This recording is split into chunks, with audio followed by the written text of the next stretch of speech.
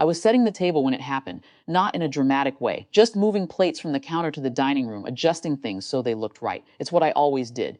No one assigned it to me. It just became mine over time. My dad was in the doorway with his phone. I noticed it, but I didn't think much of it. He recorded everything: food, jokes, random moments no one asked for. I didn't realize I was the subject. No one said anything while I was there.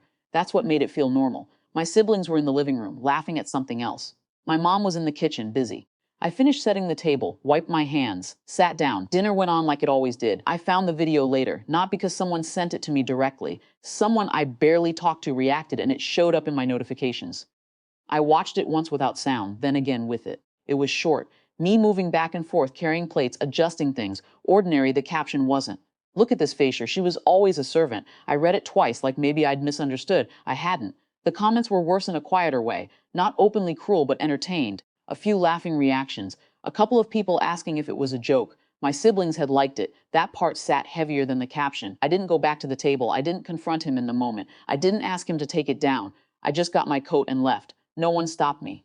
Or if they noticed, they didn't think it needed stopping. At home, I didn't cry. I sat on the edge of my bed, phone still in my hand, watching the view count go up slowly. It felt detached, like it wasn't fully happening to me yet. I thought about all the times I'd helped without being asked. Not just setting tables, covering small expenses, fixing things quietly, sending money when it was temporary. None of it had felt like a problem before. Now it looked different, not wrong, just unacknowledged in a way that had finally become visible. The next morning, I woke up to a message from my sister. Hey, quick question. Why can't I withdraw $2,000 from your account?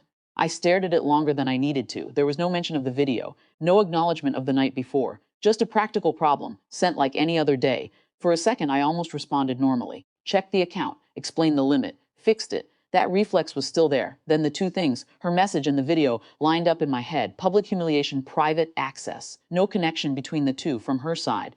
I typed, then erased it. Typed again. Finally, I sent, I've removed access. The reply came quickly. What? Why? No anger yet. Just confusion. I took a breath before answering. Because you don't get to treat me like that and still use my money. There was a pause, longer than I expected. Then I didn't do anything. I read that a few times. Not defensive, not apologetic, just unaware or unwilling to connect the two. You supported it, I wrote. That's enough. A few minutes later, my dad called. I let it ring once before answering. What is this about the account? He asked, skipping everything else. I didn't bring up the video. Not immediately. You posted something about me yesterday, I said. It was a joke, he said it quickly. Already decided. It didn't feel like one. Another pause. You're being sensitive, he said. And now you're punishing your sister for it? That word punishing shifted something. I'm not punishing anyone, I said. I'm just not funding people who don't respect me. Silence, not long, but different this time. Take the post down, I added. He didn't answer right away. Then it's already up. People have seen it. I know, I said. Take it down anyway. It was gone about 10 minutes later. No announcement, no apology. Just gone. My sister didn't message again that day. My mom did, briefly.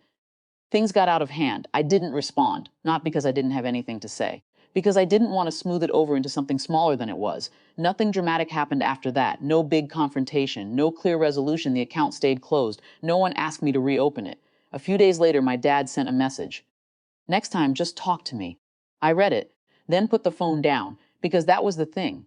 I had been talking for years, just not in ways that interrupted anything. This time, I didn't explain it. I just let the silence sit where the explanation used to go. It doesn't feel like winning. It feels like something stopped. And now everyone's trying to figure out what replaces it. I'm not rushing to fill that space anymore.